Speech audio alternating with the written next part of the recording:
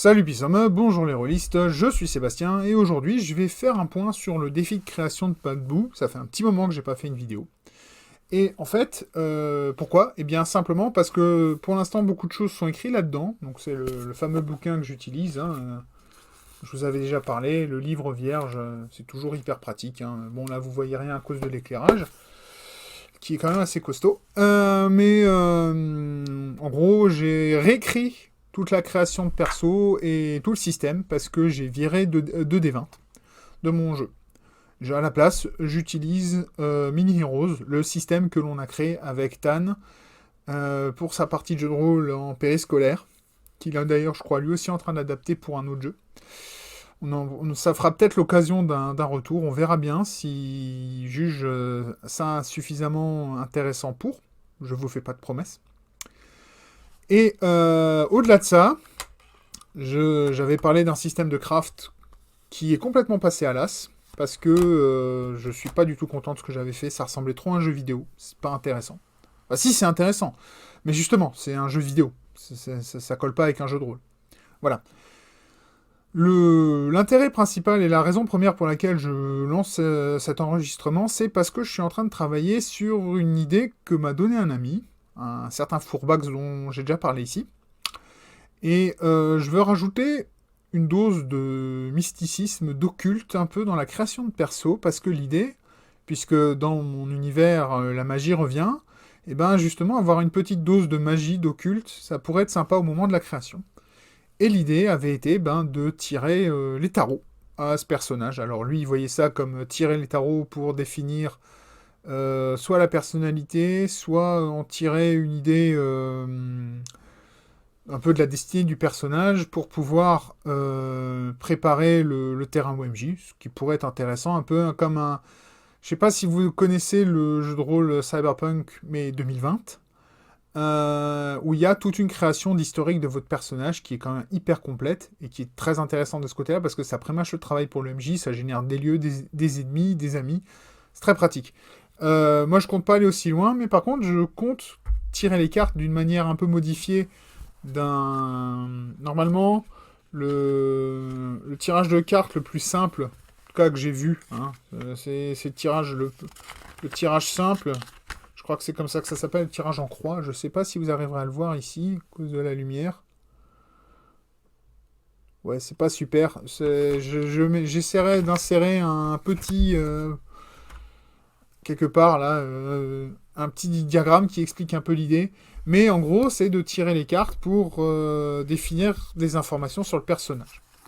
Alors, moi, ce que je vois, c'est un peu modifier ce truc-là, pour en faire un pentagramme avec une carte la sixième carte au milieu, alors que le tirage normal en croix, c'est 4 cartes avec une cinquième au milieu, donc j'en rajoute une en gros. Voilà. Mais ça va rajouter, c'est pour rajouter une étape de création. Voilà.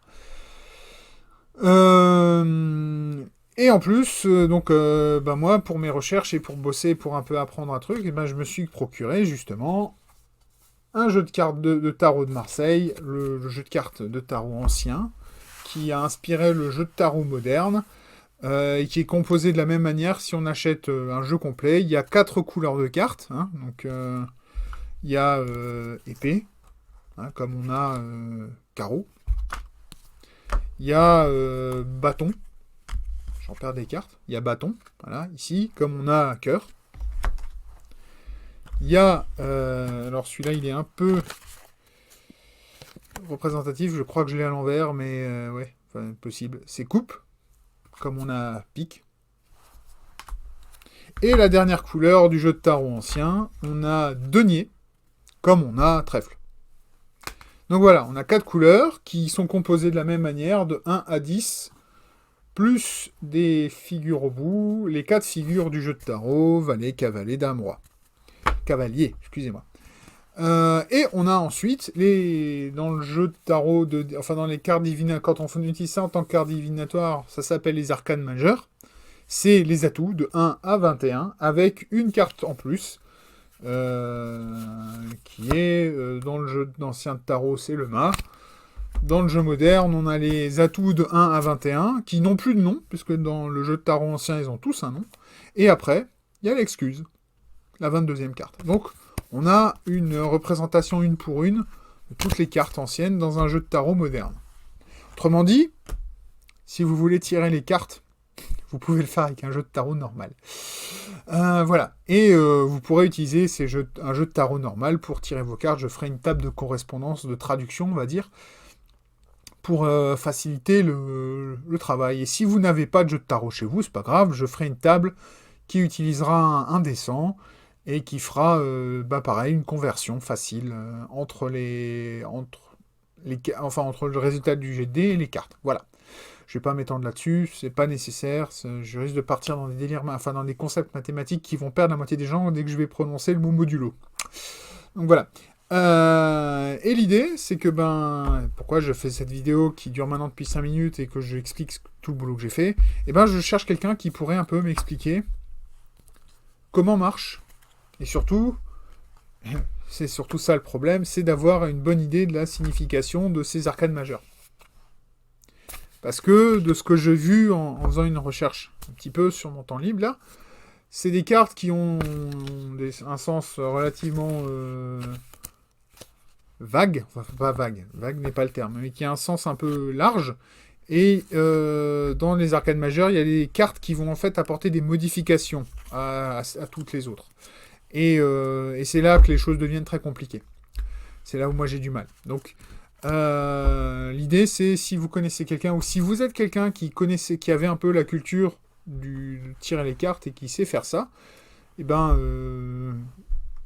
balancez, si vous voulez me répondre de manière privée, il y a une adresse email liée à la chaîne YouTube que vous pouvez voir depuis les infos à propos. Sinon, vous pouvez répondre en commentaire, et sinon... mais le mieux c'est ça, c'est envoyez-moi un email si vous voulez pas le faire en public, ou bien sinon dans les commentaires envoyez des liens vers une vidéo qui semble correcte, parce que j'en ai vu une ou deux et il y a à boire et à manger, ça raconte beaucoup de choses et des fois des choses un peu donc voilà.